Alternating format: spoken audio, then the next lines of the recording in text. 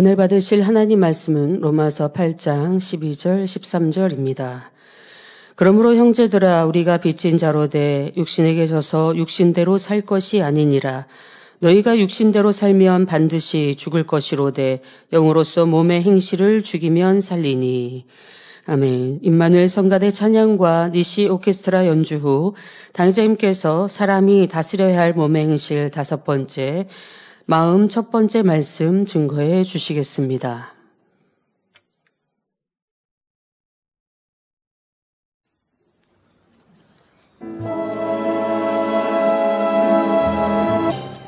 강단 헌화 소개합니다. 헌화자는 학생 주일학교입니다.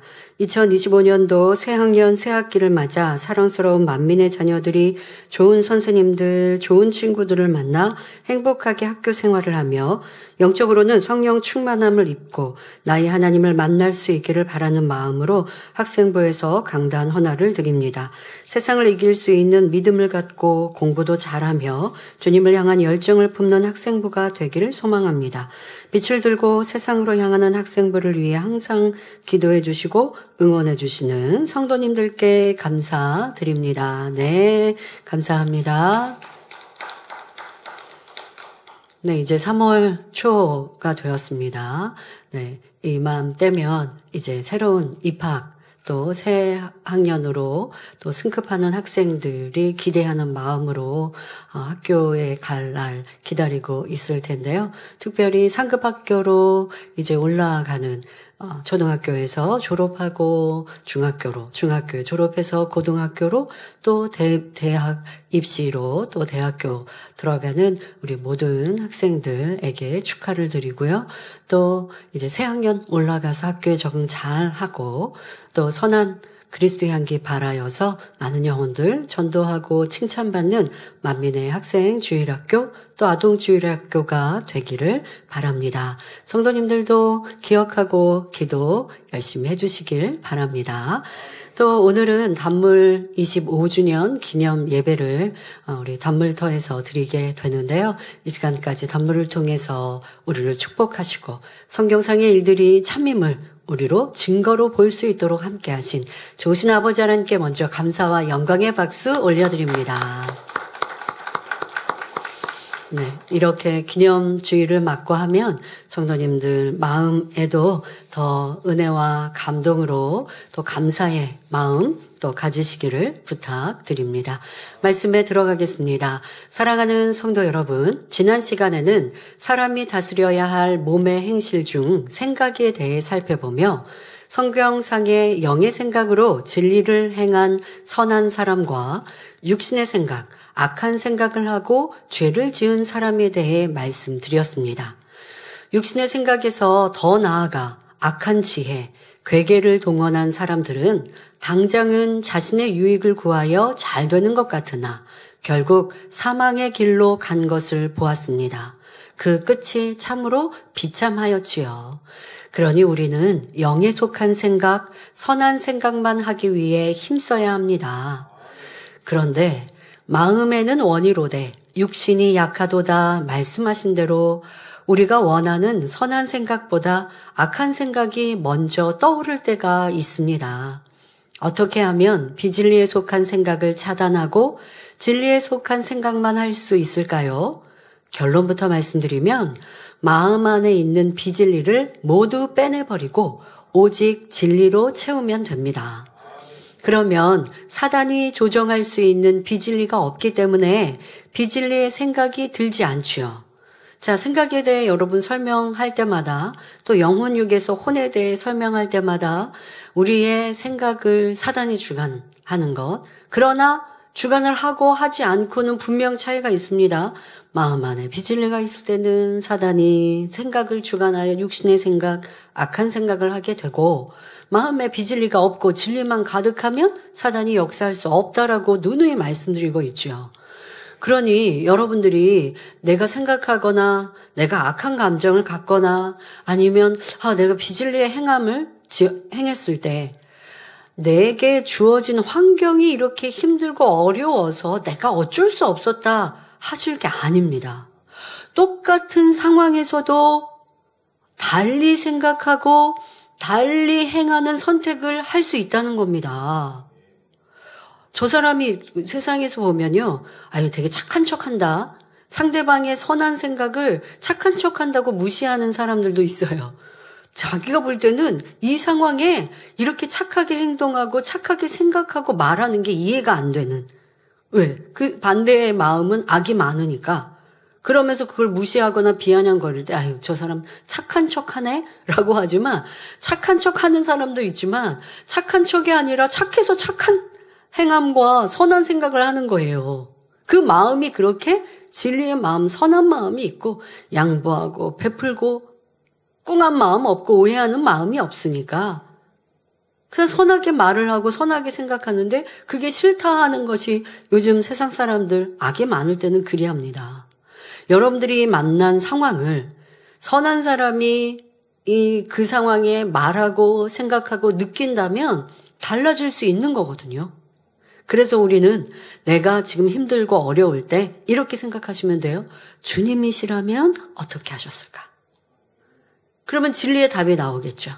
그런데 주님은 조금 어려울 때가 있어요. 왜? 주님은 그냥 너무 선 자체로 이 땅에 오셔서 또 그렇게 십자가의 길을 가셨으니까 나의 육신 또 나의 육의 환경에 예수님을 적용하려면 조금 어렵거나 또 시대적인 차이 때문에 어렵게 느껴지시는 분들 쉬운 방법이 무엇입니까? 아, 원로 목사님이시면 이럴 때 어떻게 하셨을까?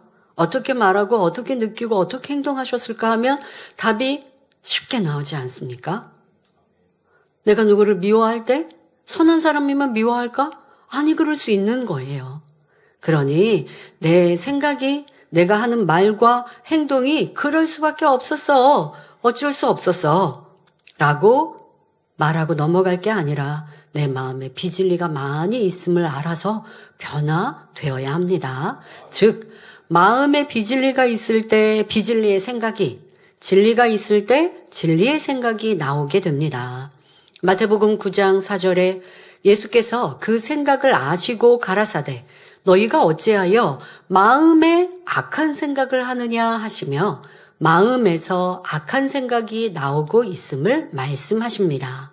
반면 선한 마음을 가지고 있던 동정녀 마리아는 누가복음 2장 19절에 이 모든 말을 마음에 지키어 생각하니라 말씀하신 대로 천사가 아기 예수님에 대해서 말한 모든 것을 마음에 담아 또 탄생하실 구세주인 예수님에 대하여 예언하였던 이런 말들을 그 마음에 담아 믿어드렸고 예수님을 잘 보필하였습니다.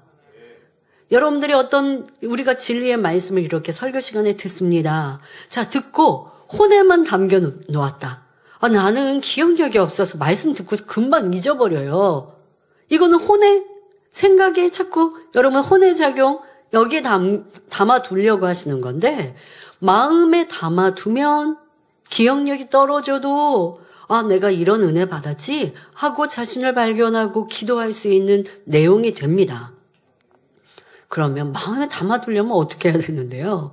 여러분 마음이 비진리로 가득하면 진리의 말씀을 듣고 그게 담아질까요? 안 돼요. 제가 그런 비유를 들어드립니다. 여러분들 옷가지를 속옷 겉옷부터 해서 옷가지를 세탁을 하고 그리고 나서 깨끗하게 이제 다리고 그리고 개어서 이렇게 놓았습니다. 그러면 그걸 서랍에 옷장에 넣겠죠. 자, 옷장에 넣으려고 이제 깨끗하게 세탁물 해서 막 여기에 좋은 냄새도 나고 또 깔끔하게 반듯하게 이렇게 개었습니다. 양말은 양말로, 속옷은 속옷으로, 티셔츠는 티셔츠로, 바지는 바지로 이렇게 개었습니다. 개어서 이제 옷장에 넣으면 돼요. 자, 옷장을 열었는데 옷장이 지저분해요. 바지 있는 곳에 티셔츠도 있고 입다가 놓았던 옷도 있고 자, 그러면 지금 정리해서 깨끗하게 세탁한 세탁물을 어떻게 넣겠습니까? 넣어봤자 다시 지저분해지죠. 자, 그런데 깨끗하게 정리되어 있는 옷장이라고 생각해 보세요. 그러면 서랍 열어서 아, 여기는 양말, 여기는 속옷, 여기는 티셔츠, 아, 바지는 옷걸이에 걸고 티셔츠는 여기, 겉옷은 여기. 정리돼 있는 이 세탁물, 옷가지를 잘 다시 넣기만 하면 돼요. 이게 여러분 마음이에요. 근데 마음 안에 비진리가 가득하고 마음 안에 진리와 비진리가 막 섞여 있고 라고 한다면 진리의 말씀이 들어올 때 어디에 들어가야 돼요? 정리가 안 된 옷장과 서랍처럼. 그러니 나는 신령한 진정으로 예배를 드렸는데 말씀을 듣고 나면 다 잊어버려요. 여러분들의 삶 속에서 비진리의 생각이 많았고 내 마음에 비진리가 많아서 진리의 말씀, 좋은 말씀을 들어도 온데간데 없이 어디 정리된 것 없이 사라지기도 하고 또 많은 분들이 신령과 진정으로 예배하지 않고 잡념 속에 예배하다가 말씀을 한 길로 듣고 한 길로 흘러보내니 마음 안에 담아놓을 수도 없었던 거죠.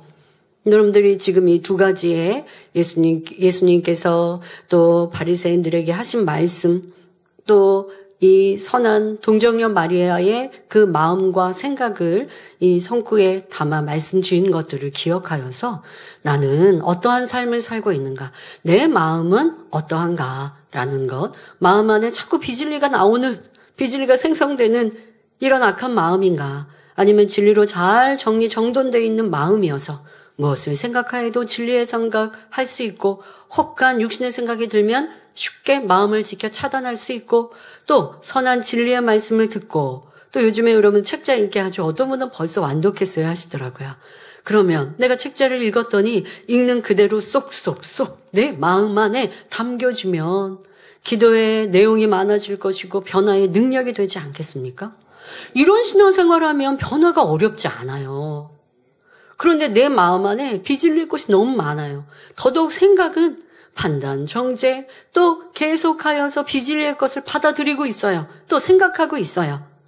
요즘에 보고 듣는 것들이 얼마나 많은 정보가 우리로 하여금 죄를 짓게 하고 악한 생각을 갖게 하고 분노하게 하고 판단 정죄하게 하는 줄 아십니까? 그걸 여러분들이 분별하며 보고 듣고 계십니까? 나도 모르는 보고 듣는 것들이 생각에 혼에 담기고 마음 안에 담기고 있어요. 지금도. 그런데 진리를 담는가 하면 비진리도 같이 담아 놓으니 정말 마음에 새기고 싶고 담고 싶은 진리만의 자리가 아니라 더럽고 추한 것으로 먼저 자리 잡고 있어서 진리를 담아도 섞여버리니까 온전한 진리로 나에게 작용하지 못하는 이러한 모습들을 찾아 고쳐보시길 바랍니다. 우리의 마음은 생각과 긴밀한 연관이 있을 뿐만 아니라 눈, 귀, 입, 자세까지도 깊은 관련이 있습니다.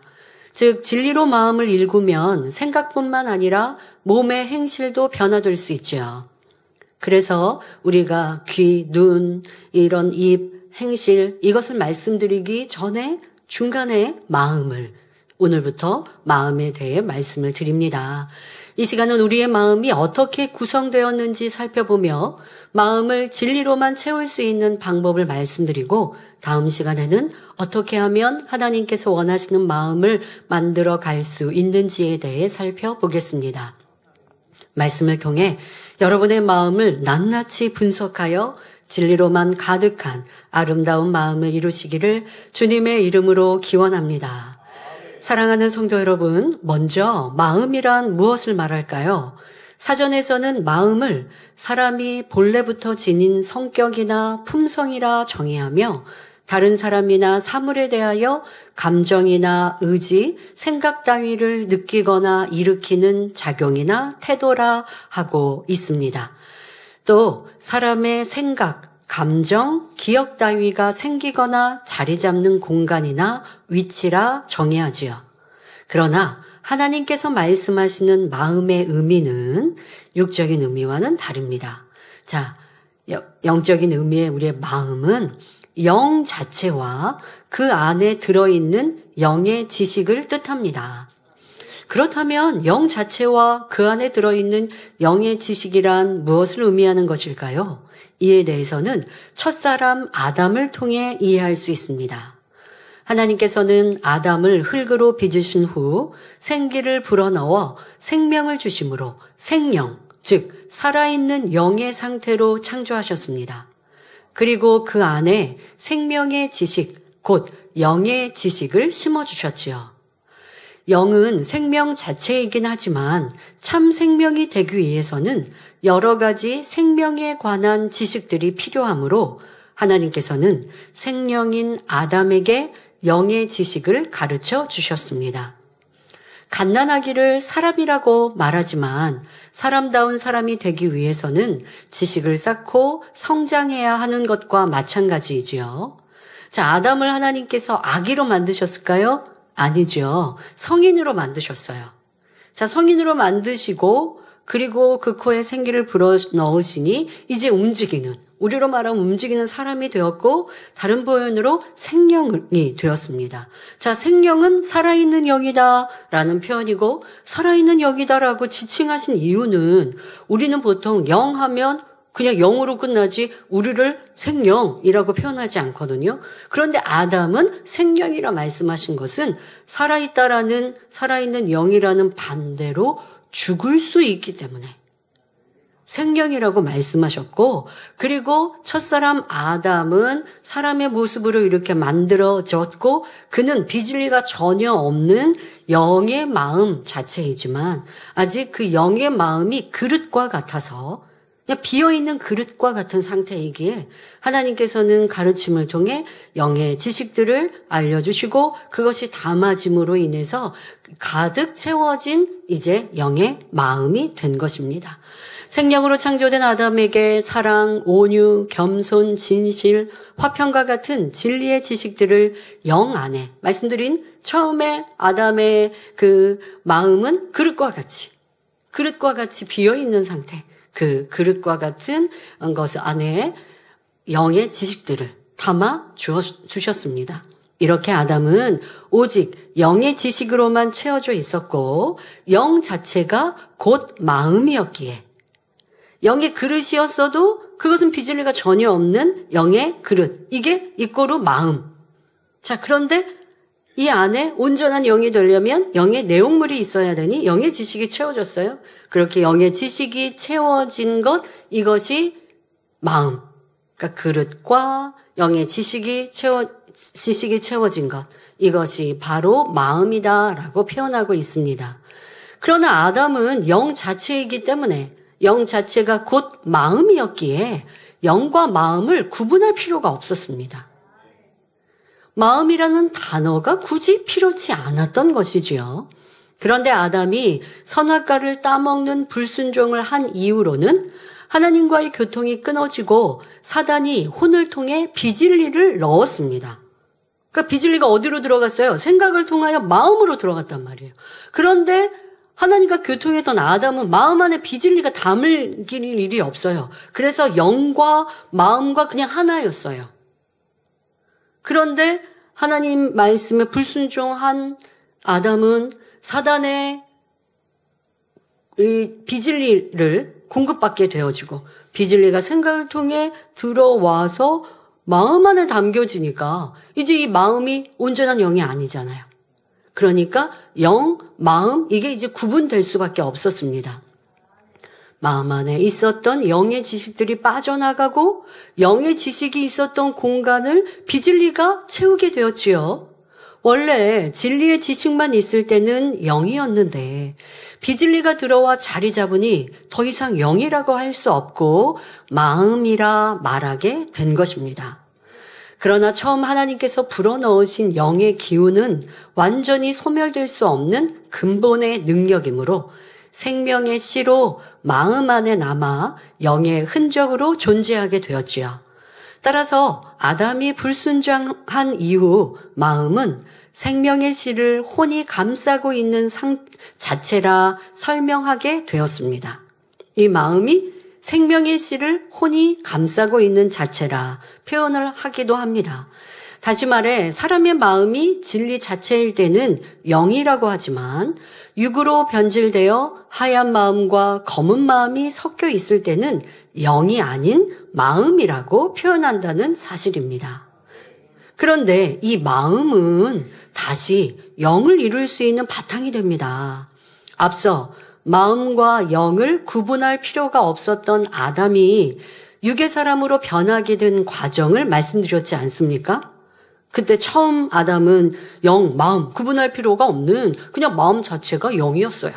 자, 그런데 하나님의 말씀에 불순종하여 사단의 비진리를 공급받고 마음 안에 있는 진리가 빠져나가고 비진리를 공급받으니 마음 안에 진리, 이제 비진리가 같이 존재하다 보니 영이라 할 수 없는 마음이라 표현했습니다. 자, 이렇게 지금 이 과정, 이걸 반대로 되돌리면 우리는 지금 태어날 때부터 육의 사람으로 태어난단 말이에요. 그 육의 사람이 영의 사람. 아담은 마음을 영이라 이걸 구분할 필요가 없었던 그런 상태. 바로 우리가 마음이 다시 영 자체가 되어지는 이렇게 되는 것. 이것을 아담이 범죄하여 점점점 진리가 빠져고 비진리를 채워나갔던 것을 반대로 하면 된다는 것입니다. 바로 마음의 비진리를 주관하는 원수마귀 사단으로부터 공급받는 혼의 작용을 차단하고 성령님으로부터 공급받는 진리의 지식으로 마음을 채우면 됩니다. 그렇게 마음을 온통 진리의 지식으로만 채우면 온전한 영이 될 수 있지요. 다시 말해 우리 마음에서 비진리를 다 뽑아버리고 성령님의 도우심으로 온전히 진리로 이룰 때 그 마음이 영이 되는 것입니다.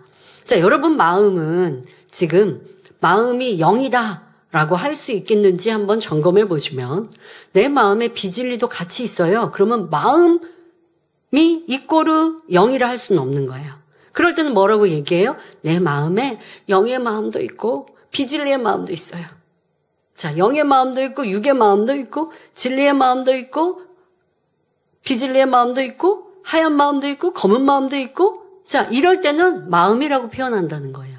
그런데 우리도 이렇게 비진리와 진리가 공존하는 것에서 점점점 진리의 자리가 커져서 온전히 내 마음이 진리의 마음이 되면 그 마음이 그냥 영인 거예요.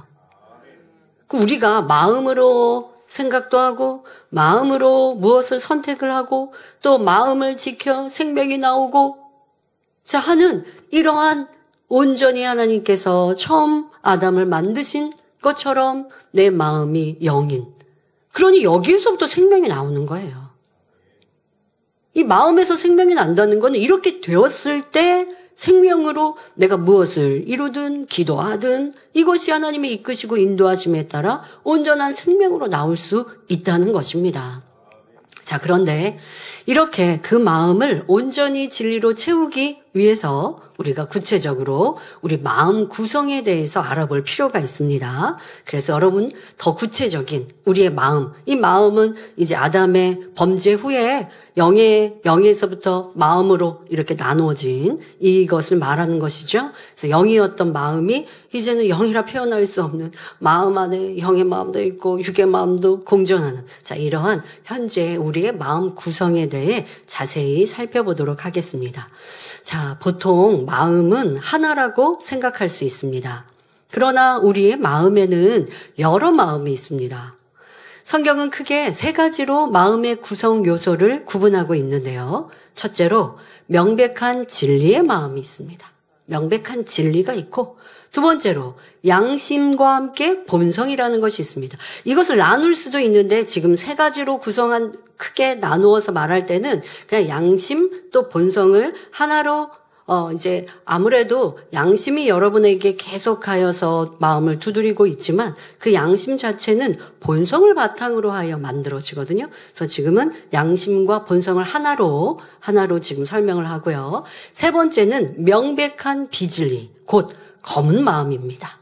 로마서 7장 22절 23절에는 내 속마음으로는 하나님의 법을 즐거워하되 내 지체 속에서 한 다른 법이 내 마음의 법과 싸워 내 지체 속에 있는 죄의 법 아래로 나를 사로잡아 오는 것을 보는도다 고백합니다. 자, 여기서 속사람이란 하나님의 법을 즐거워하는 명백한 진리의 마음, 곧 하얀 마음을 의미합니다. 다음으로 내 마음의 법이라는 것은 바로 양심을 의미하며 마지막으로 죄의 법이란 명백한 비진리의 마음, 곧 원수마귀 사단으로부터 심겨진 검은 마음을 의미합니다. 그러면 이 마음에서 우리가 변화시켜야 할 것은 무엇일까요? 바로 죄법, 즉 명백한 비진리의 마음.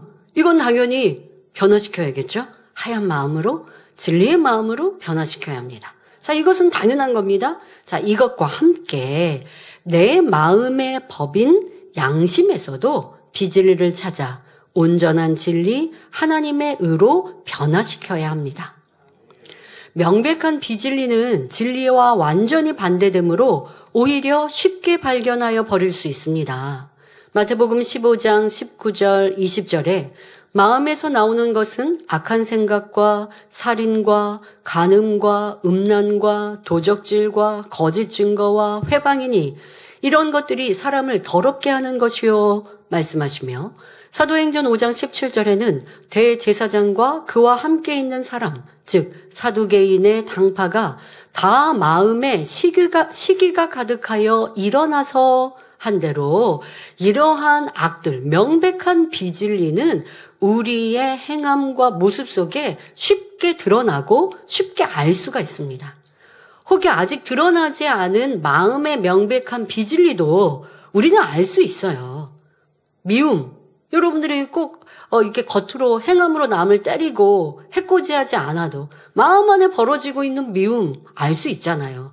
그러니까 진리 밖의 사람이라면 미워하고 있지만 나 이거 미움이다, 죄다라고 아예 생각을 안 하죠. 왜? 상대가 나를 괴롭혔으니까 내가 그에 대하여 미워할 수 있지. 그러니까 미워하는 건 알지만 그게 죄라고 인정하지 않는 세상 사람 말고 진리를 배운 우리 성도님들이라면 아직 드러나지 않은 마음에 있는 명백한 비진리는 잘 아실 거예요.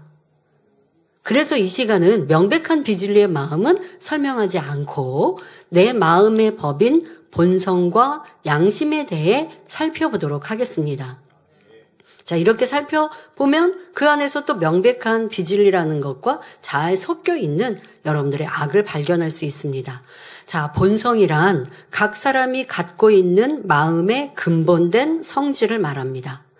이 본성은 부모로부터 선천적으로 물려받은 기뿐만 아니라 후천적으로 어떤 환경에서 어떤 것을 받아들이는가에 따라 달라집니다. 그리고 양심은 본성을 바탕으로 하여 만들어진 선악을 판단하는 기준이 되는 마음입니다. 일반적으로 양심은 선이나 악, 옳고 그름을 판단하는 가치 판단의 주관적인 기준입니다.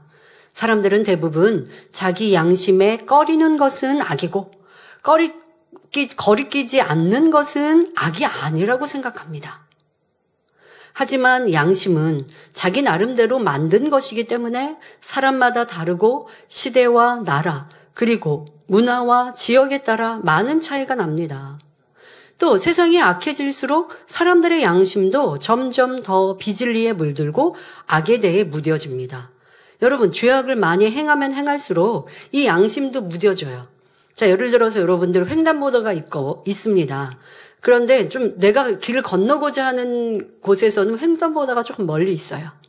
그럴 때 여러분들이 어떤 선택을 하십니까? 법규를 잘 지키는, 규칙을 잘 지키는 사람이라면 조금 돌아서라도, 조금 멀더라도 그 횡단보도에 가까이 횡단보도를 건너려고 길을 갈 것입니다. 이게 습관이 된 사람은 오늘 내가 너무 급해서 저쪽에 멀리 있는 횡단보도 가지 않고 이쪽으로 앞뒤 차가 안 오니까 좌우 안 오니까 건넜어요. 그러면 양심에 찔리죠. 아유, 내가 이거 더더욱 우리 만민의 성도라면 이거 들은 진리의 말씀 내가 어겼네 하고 찔림이 됩니다. 자, 그런데 많은 대다수의 사람들은 그런 찔림이 안 돼요. 왜? 그냥 내가 횡단보도가 저 멀리 있어도 머니까 하고 좌우 차 안 오면 건너도 되지. 혹시 어떤 날 너무 일진이 안 좋아서 내가 경찰관에게 걸리지 않는 이상은 그냥 그렇게 살아온 거예요. 그러다 보니까 그게 찔림이 안 돼요. 어떤 때는 신호대기에서 신호등에 이렇게 서 있는 사람들도 보면 신호가 아주 큰 대로 이런 데에 있는 횡단보도가 아닐 때 그냥 이렇게 차선이 하나하나 차선이 있는 정도에 있는 이런 횡단보도에서 보면 신호 잘 안 기다리고 그냥 건너시는 분들도 있죠. 그러면 기다리고 있던 사람이 괜히 멋쩍어지거나 기다리고 있던 사람들이 앞 사람이 빨간불인데 횡단보도 건너면요. 그냥 이렇게 쑥 하고 따라가는 사람 많이 있거든요. 이게 뭐예요? 내 양심이 그만큼 무뎌져 있어서 그냥 사람의 눈치, 사람에 관하여서 나를 지켜가는 이런 습관이 돼 있는 거죠. 그렇게 하고 내 앞에 사람이 빨간불에 횡단보도 건넜는데 나도 같이 따라 건넜다고 이게 하루 종일 양심이 마음이 좀 찜찜하고 이거 내가 잘못된 거 아닐까? 이렇게 생각하지 않더라는 겁니다. 그러니까 그만큼 양심이 무뎌졌다 할 수 있는 것이죠. 자, 따라서 양심은 절대적인 선의 잣대가 될 수 없는 것입니다. 사람마다 다르다는 거예요. 시대마다 다르기도 하고 자, 또 자기 양심도 계속 달라져요, 기준이. 예전에는 나 이렇게 안 살았는데 왜 지금은 내가 이렇게 그냥 편안하게 살지? 여러분 스스로도 생각해 보지 않습니까? 내 양심이 이렇게 무뎌져서 명백한 진리와 명백한 비진리 사이에서 명백한 진리를 선택하면 참 좋은데 성령 충만하면 그러할 텐데 그러지 않을 때 깨어 기도하지 않을 때 말씀 안에 살지 않을 때 또 환경과 조건에 사람들이 비진리 가운데 자꾸 선택해 갈 때 저 사람도 그러는데 뭐 나도 이거는 왜 그럴까요? 그 마음 안에 진리의 마음이 확고하지 않고 자기의 양심이 진리 쪽에 있지 않기 때문이죠. 성령 충만하지 않으면 또한 성령께서 나를 주관하시는 음성을 귀 기울이지 않고 선택하지 않을 때는 내 양심도 자꾸 이 잣대가 기준이 바뀐단 말이에요. 여러분 집에 체중계가 내 체중을 정확하게 재줘야 되지 않겠습니까? 근데 이게 마이너스 5, 플러스 5 돼 있으면 어떻게 할 거예요? 올라가는데 어느 때는 이 체중계 기분에 따라서 어떨 때는 나한테 마이너스 5kg 이렇게 해주고 체중계 기분에 따라서 플러스 5kg 이렇게 해주면 그거 어떻게 할까요? 버리죠. 우리의 양심이 그래서는 안 됩니다. 사람에 따라 누구 분위기에 따라가 아닌 절대적인 진리 항상 하나님 말씀이 기준이 되어야 합니다. 본성과 양심에는 자기 스스로 옳다고 생각하거나 주장하는 의와 틀이 있기에 본성과 양심 속에 있는 악의 모양을 스스로 발견하는 것은 사실 어렵습니다. 하지만 발견하여 버려야 하지요. 자, 먼저 사람의 양심, 우리의 의와 틀과 하나님의 선의 차이를 느껴볼 수 있는 예를 들어보겠습니다. 세상에서는 원수를 갚아야 의로운 것이라고 생각합니다. 역사 소설이나 무협 소설을 보면 주인공이 부모의 원수를 갚기 위해 일생을 바치는 경우도 있습니다. 부모의 원수를 갚는 것은 자식된 도리로 참으로 의롭다, 옳다 생각하기도 합니다. 반대로 원수를 갚지 않으면 비겁하다고 생각하죠. 하지만 하나님께서는 원수를 사랑하라 하셨습니다. 그러니 사람의 양심, 곧 원수 갚는 것은 하나님의 뜻에 정면으로 위배되는 것입니다. 그런데 요즘은 어떠합니까? 제가 자주 말씀드립니다마는 세상의 드라마나 또 세상의 정서 안에서 내가 때로는 어릴 적 아니면 환경 속에서 이렇게 어려움을 당한 걸 그걸 또 성인이 되어서 갚아줄 때, 안 갚음을 할 때 그것에 대해서 누구도 잘못되었다 하지 않죠. 내가 그렇게 어렸을 때 당했으니까, 크게 어려움을 당했으니까 그거에 대해 이제 어른이 되고 성인이 됐고 또 상대도 나를 괴롭힌 학생이고 어렸을 때 분명히 이거는 괴롭힌 친구들이 잘못한 거지만 그러나 성인이 돼서 그걸 내가 안 갚음하는 것은 무언가 성공하는 것처럼 나쁘지 않은 것처럼 그렇게 만들어 간다면 이것은 세상의 의입니다. 세상에서 말하는 그렇게 어려움을 당했으니까 이제 커서 내가 성공해서 나를 괴롭게 한 친구를 때로는 힘들게 하고 어렵게 하고 나도 갚아줄 때 사람들이 볼 때 그럴 수 있지 라고 하니까 죄가 아닌 게 아니죠. 이거는 다른 표현으로 안 갚음하는 거고 보복하는 거죠. 분명 당한 어려움은 크나 그러나 하나님에서는 뭐라고 하실까요? 그래도 용서할 수 있으면 이 사람이 큰 사람이고 이 사람이 지극한 하나님의 사랑을 받을 수 있는 거죠. 그리고 그 마음에 받은 상처도 주님의 사랑으로 용서할 수 있을 때 그런 사람이 천국에서도 더 큰 천국에 들어갈 수 있다는 거예요. 마음 안에 안갚음을 품지 않고 가지고 있어요. 그래서 힘들어요. 미워해요. 구원은 받는다 할지라도 더 좋은 천국에 갈 수 없는 것이나 이러한 마음이라 할지라도 내가 안갚음을 해줄 수 있어요. 충분히. 그만큼 성공했고 힘이 있어요. 그런다 할지라도 요셉처럼 넉넉히 용서하고 더 큰 선과 마음으로 상대가 회개할 수 있는 길을 열어줄 수 있다면 세상에서 이런 사회가 된다면 얼마나 아름다울까요?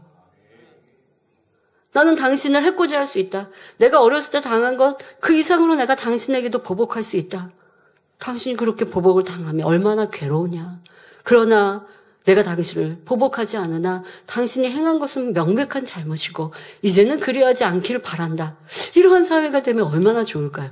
그렇다고 해서 모든 범죄자를 그렇게 한다면 범죄가 없어지는 건 아니어서 정확하게 때로는 범죄에 대해서 훈계하고 범죄가 다시 일어나지 않도록 해야 하는 법규는 당연히 있습니다. 그러하지 않으면 이거는 그냥 힘 있는 사람만 승승장구하게 되니 그러한 법치가 잘못됐다는 게 아니라 법은 분명히 있습니다만은 우리가 사람 사이에서도 용서하는 것을 배우고 이해하는 것을 가르친다면 얼마나 아름다운 세상이 될 수 있을까요?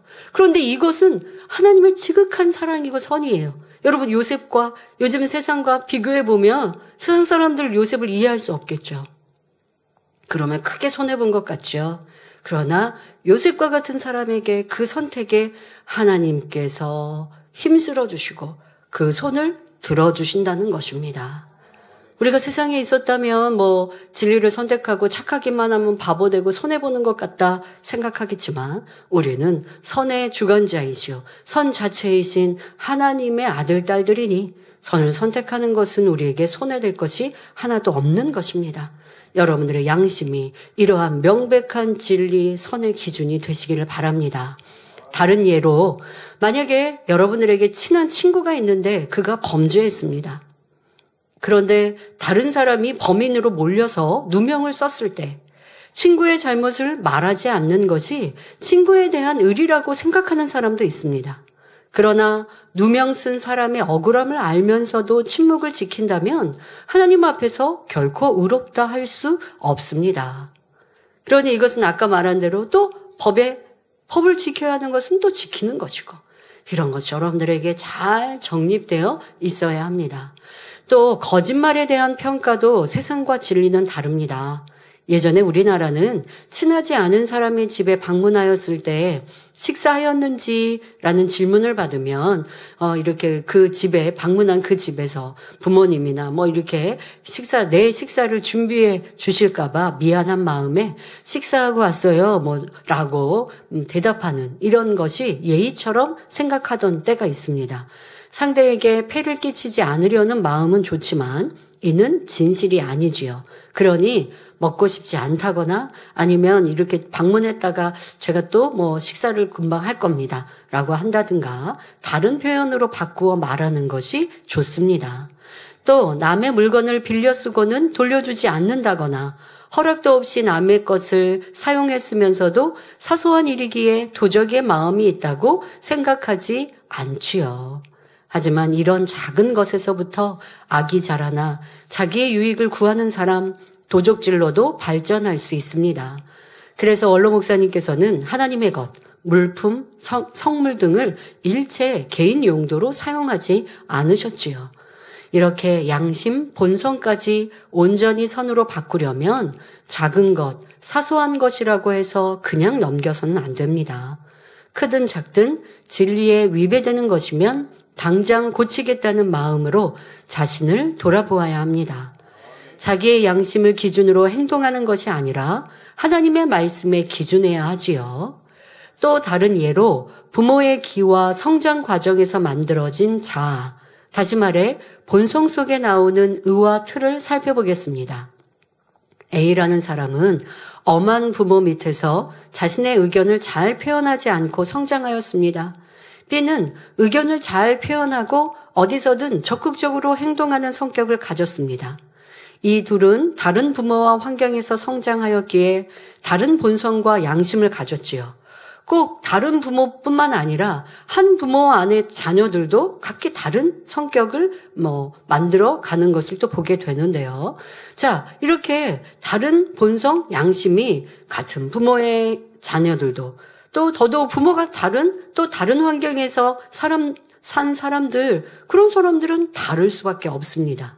자, 그런데 특별히 또 친한 사람들은 나랑 비슷한 성격을 가진 사람끼리 만나고 좋아하고 친해질 수 있는데 또 세상 일을 하다 보면 또 교회 안에 만나는 사람은 내가 친하고 원하는 사람만 만날 수는 없어요. 전혀 다른 A, B의 성격을 가질 수 있습니다. 지금 말씀드린 대로 A와 B는 다른 본성과 양심으로 성격이 다른데 자, 이 두 사람이 같이 일을 한다고 생각해 보십시오. A는 자신의 의견이 있어도 잘 표현하지 않고 다른 사람들의 의견을 살핍니다. 그런데 B는 앞장서서 의견을 내고 주도적으로 모임을 이끌어가지요. 그런데 이들이 변화되기 전 서로의 의견이 다를 경우 상대가 이해되지 않고 불편하게 느껴집니다. A는 B를 보면서 저 사람은 매번 자신의 의견만 옳다고 하네. 누군 앞장설 수 없어서 안 하나? 나는 양보하는 건데 내가 큰 소리 내지 않으니까 나를 무시하나? 생각하며 불편해합니다. B는 A에 대해서 적극적으로 의견을 내거나 협조하지도 않으면서 괜히 눈치 보게 만든다라며 감정을 갖고 싫어하지요. 이렇게 자신의 본성과 양심에 내가 옳다라는 이 생각이 자기 의로 상대를 판단하거나 불편하게 하는 것입니다. 절대적인 진리로 옳다 그르다. 그런데 이런 지금 A, B 같은 상황에 있는 분들이 제가 맞아요? 저 사람이 맞아요? 라고 답을 얻으려고 하실 때가 있어요. 그러면 제가 뭐라고 답을 할까요? A도 맞고 B도 맞아요. A도 틀렸고 B도 틀렸어요. 진리로 보면 별거 아닌 일들, 그냥 나와 성격이 다르고 나와 양심이 다른 사람들 안에서 치고받고 지지고 볶고 불편해하고 답답해하고 내 기준으로 상대는 틀렸다 잘못됐다 악하다 하고 있으니 이제 오늘 저녁부터 욥기에서 하나님이 등장하시는데요. 저도 참 기대된 시간이었는데 근데 이제 이번 시간 말고 다음 시간에 보면 하나님께서 욥에 대해서 말씀을 하실 때 정말 우리가 이 말씀을 듣고 팍싹 깨졌으면 좋겠다. 그런 생각으로 저도 설교를 이렇게 준비하게 되는데요. 이런 모습들 별거 아닌 걸로 자기 기준으로 상대는 틀렸대요. 잘못됐대요. 왜 저렇게 하네요. 이렇게 하면 더 좋은데. 그런데 우리가 어떤 방법이든 내가 좋은 생각도요. 저도 교회 안에 이 2018년 이후 교회를 앞장서서 이끌어가면서 어려움이 있을 때 성도들 각자가 생각이 있고 뜻이 있고 또 사회생활을 하시거나 이런 경험이 있는 분들은 여러 가지 방법과 의견들도 얘기하시죠. 저도 귀 기울여 들어보기도 하고 이런 방법도 또 이렇게 할 수 있다 하며 또 그렇게 함께 응원해드리기도 해보고 합니다. 그런데 각자가 내 생각은 옳고 저 사람이 하는 거 말고 내 생각처럼 해야 되고 이것 자체가 바로 내 의와 틀과 내 나라고 하는 것 안에서 말하고 있다라는 것, 이것이 틀렸다라는 걸 알아야 합니다. 내가 좋은 방법이라 한들 다른 사람의 방법이 좋지 않다라는 것은 잘못된 표현이에요. 나도 좋은 방법, 그 사람의 방법은 내가 좋은지 안 좋은지 알 수 없는 거거든요. 이렇게 여러분들이 사람 사이 사회생활을 하신다면 큰 그릇이 될 수 있습니다. 자, 그런데 지금 말씀드린 A와 B가 불편해질 때 서로 판단하고 불편한 생각에서 멈추는 게 아니라 거기서 더 나아가서 다른 사람에게 나와 다른 생각과 성격을 가진 사람을 험담합니다. 그리고 또 계속해서 불편해하고 있다면 이 사람의 마음은 점점 악해지고 미움으로 굳어지는 것입니다. 그럼 변화되고자 하고 하나님의 참 자녀 되고자 하는 성도님들이라면 어떻게 해야 할까요? 나와 다른 사람이나 불편하게 느껴지는 감정대로 받아들이지 말고 선과 진리로 대입하여 마음의 악을 발견해야 합니다. 나는 잘 표현하지 못하는데 적극적으로 의견을 내면서 강하게 주장하는 사람을 보며 불편한 생각이 들 때, 내가 판단하고 싫어하는 악이 있다라는 것을 찾아내야 하죠. 그리고 상대방도 나를 얼마나 답답해할까라는 것도 좀 생각해 보시면 좋겠어요. 내 성격에서 상대만 틀렸다 맞다 이렇다 저렇다 하지 마세요. 나와 다른 사람은 내가 얼마나 답답할지를 알아야 합니다. 그러니 자기의 성격도 고쳐야 하는 것이고요. 그리고 나와 다른 성격을 가진 사람을 자꾸 잘됐다 잘못됐다 하지 마시고 그냥 포용해 가면 다른 성격에 있는 사람들이 함께해야 일이 조화롭거든요. 그런 큰 그릇 되십시오. 자, 특별히 나와 의견, 성격이 다른 사람 안에서는요. 그런 사람이 있으면 다툼, 혈기, 불편함, 수근수근, 판단, 정죄, 미움 등 내 마음의 악이 잘 드러납니다. 그러니까 그런 사람을 옆에 두는 것 참 좋습니다. 그래야 나를 볼 수 있고 알 수 있죠. 여러분, 불편하다, 답답하다, 싫다, 이거 다 악한 감정이에요. 저 사람이 불편케 해요 하지 마세요. 다음 시간에 말씀드립니다만은 마음 그릇을 크고 넓혀야 되거든요. 근데 내 마음에 악이 비질리가 자기라는 게 가득 있는 이상은 마음 그릇이 작아요. 작으니까 불편하고 답답하고 함께하지 못하는 거예요. 그러니까 수근수근하고 판단하고 미움 정죄가 나오고 큰 소리가 나오고 하는 거예요. 큰 마음을 가지면 이런 사람도 저런 사람도 나와 다른 사람도 다 쉽게 포용할 수 있는 것이고 그런 사람이 진정한 영의 지식으로 가득한 사람인 것입니다. 자, 여러분들 안에 비질리 악이 드러날 때 그럴 때면 자신만 옳다고 하지 말고 내 의와 틀, 마음의 비질리를 발견하시기 바랍니다. 그때 발견하기가 좋은 때라니까요. 자, 그리고 정확히 진리로 분별하고 발견. 자기 입장에서 생각하시면 절대 발견할 수 없습니다. 내 입장에서 조금 이렇게 한 걸음 나오셔야 돼요. 그리고 진리로 정확한 진리로 보시고 또 상대방 입장에서 보는 눈. 그리고 상대는 상대의 형편에서 이해하려고 하는 눈. 이것 또한 말은 쉬운데 그 안에 진리가 채워지는 만큼 가능해지더라고요. 자, 이렇게 되어야 합니다. 그러기까지 계속하여 나의 생각과 마음을 살피시고 또 불같이 기도하며 변화되시기를 바랍니다. 지금까지 양심과 본성 속에 있는 비진리를 살펴보았습니다. 여기에 악을 벗고 변화되면서 또 다른 틀을 만드는 경우가 있는데요. 시간이 많이 지나서 이것은 우리가 많이 예전에 아주 그 진리 안에서도 너무 어려운 고학력의 말씀 들으셨어요, 여러분. 이 선의 틀, 이것에 대해서는 다음 시간에 잠깐 설명하고 이제 마음 크기에 대해서 말씀드리도록 하겠습니다. 여러분들, 여러분 마음 안에 명백한 비진리가 있는데 그것을 항상 경계하고 계십니까? 그리고 또 명백한 비진리와 마음의 진리 안에서 자꾸 왔다 갔다 하는 이러한 것도 여러분들이 얼마나 살피고 진리를 선택했는지 점검하시고 이제는 내 양심이 옳다 할 게 아니라 내가 느끼고 내가 생각하고 내가 결정하고 내 기준으로 저 사람은 옳아 이렇게 하면 되는데 저렇게 하면 좋은데 하는 것 또한도 내 양심이지 절대적인 진리의 기준이 아니라는 것을 깨달아서 항상 겸비하게 우리의 생각과 마음을 살피시길 바랍니다. 그래야 할 때 마음도 신속히 변화되고 여러분들이 선과 진리의 생각으로 더 온전히 변화될 수 있습니다. 말씀 참고하시면서 함께 기도하겠습니다. 좋으신 아버지 하나님, 오늘은 우리의 마음에 대해 살피며 마음 구성 요소에 대해서 말씀을 드렸습니다. 그리고 무엇보다 내가 옳다 생각하였던 이 양심이 그리하지 않음을 깨우쳤고 또 우리가 어떻게 본성을 만들었는지도 생각해 보아야 함을 말씀드렸습니다. 이 말씀이 우리에게 영의 지식으로만이 아니라 아니라 우리의 마음을 변화시키는 은혜와 능력으로 온전히 임하게 하여 주옵시고 성령님께서 더 깊은 깨우침과 깨달음으로 함께하여 주옵소서. 감사드리며 우리 주 예수 그리스도의 이름으로 기도하옵나이다. 아멘. 환자를 위해 기도합니다. 아픈 분들은 아픈 것 위에 손을 얹으시고 아프지 않으신 분들은 마음에 손을 가지고 가슴에 손을 얹고 기도받으시기 바랍니다.